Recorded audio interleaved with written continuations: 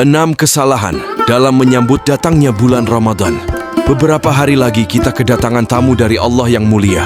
Tentu saja sebagai orang Islam sangat bergembira menyambut kedatangannya. Namun kita tetap harus memperhatikan ketentuan-ketentuan syariat tentangnya. Kita tidak boleh melampaui batas sehingga melakukan perbuatan yang bertentangan dengan substansi Ramadan dan menciptakan amalan-amalan baru yang tidak disyariatkan dalam Islam.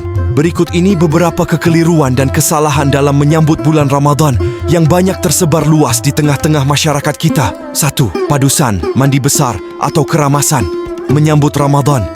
Tidaklah tepat amalan sebagian orang yang menyambut bulan Ramadan dengan mandi besar atau keramasan terlebih dahulu. Amalan seperti ini juga tidak ada tuntunannya sama sekali dari Nabi Shallallahu Alaihi Wasallam. Lebih parahnya lagi mandi semacam ini yang dikenal dengan padusan. Ada juga yang melakukannya dengan ikhtilath, campur baur laki-laki dan perempuan dalam satu tempat pemandian. Ini sungguh merupakan kesalahan yang besar karena tidak mengindahkan aturan Islam. Bagaimana mungkin Ramadan yang penuh berkah dan rahmat disambut dengan perbuatan yang bisa mendatangkan murka Allah? 2. Mengkhususkan ziarah kubur menjelang Ramadan. Kurang tepat bila orang meyakini bahwa menjelang bulan Ramadan adalah waktu utama untuk menziarahi kubur orang tua atau kerabat yang dikenal dengan nyadran. Kita boleh kapan saja melakukan ziarah kubur agar hati kita semakin lembut karena mengingat kematian dan untuk mendoakan mereka sewaktu-waktu.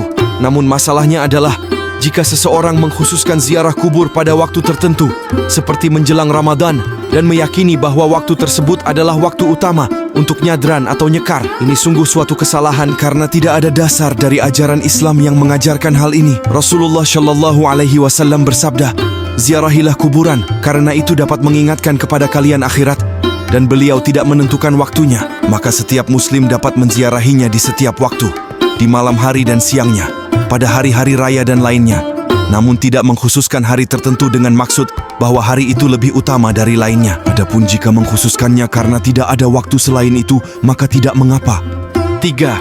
Berbelanja besar-besaran menjelang Ramadan. Kebiasaan ini sering dilakukan kaum emak-emak. Hal ini sebenarnya bertentangan dengan satu maksud dan tujuan puasa, yaitu supaya kita prihatin dan ikut merasakan penderitaan kaum fakir miskin, bukan justru memindahkan waktu makan atau malah menambah porsi makan kita dari di luar Ramadan. Hal seperti ini bisa memacu kenaikan harga kebutuhan pokok.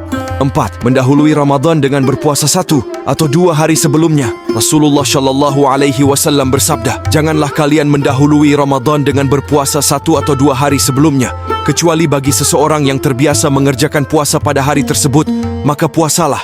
Hadis riwayat Tirmidzi dan disyahihkan oleh Al-Albani dalam Syahih wa Dha'if Sunan Nasa'i. Pada hari tersebut juga dilarang untuk berpuasa karena hari tersebut adalah hari yang meragukan, dan Nabi Shallallahu Alaihi Wasallam bersabda, "Barang siapa berpuasa pada hari yang diragukan, maka dia telah mendurhakai Abul Qasim, yaitu Rasulullah Shallallahu Alaihi Wasallam." Hadis riwayat Abu Daud dan Tirmidzi, dikatakan syahih oleh Syekh Al-Albani dalam Syahih wa Dha'if Sunan Tirmidzi. 5. Melafazkan niat nawaitu syuma ghodin. Sebenarnya tidak ada tuntunan sama sekali untuk melafazkan niat semacam ini jika hal itu dilakukan secara berjamaah dengan dipimpin oleh seseorang karena tidak adanya dasar dari perintah atau perbuatan Nabi Shallallahu Alaihi Wasallam. Begitu pula dari para sahabat. Letak niat sebenarnya adalah dalam hati dan bukan di lisan. Imam Nawawi rahimahullah, ulama besar dalam mazhab Syafi'i, mengatakan tidaklah sah puasa seseorang kecuali dengan niat. Letak niat adalah dalam hati, tidak disyaratkan untuk diucapkan tanpa ada perselisihan di antara para ulama. 6. Menyambut Ramadan, membakar petasan. Ini jelas dilarang dalam Islam karena termasuk perbuatan menghamburkan harta untuk hal yang tidak padahal setiap rupiah yang kita belanjakan akan kita pertanggungjawabkan di hadapan Allah Ta'ala. Selain itu, membakar dan membunyikan petasan juga dapat mengganggu orang lain yang pastinya juga diharamkan apalagi saat bulan Ramadan ketika kebanyakan manusia tengah khusyuk dalam beribadah.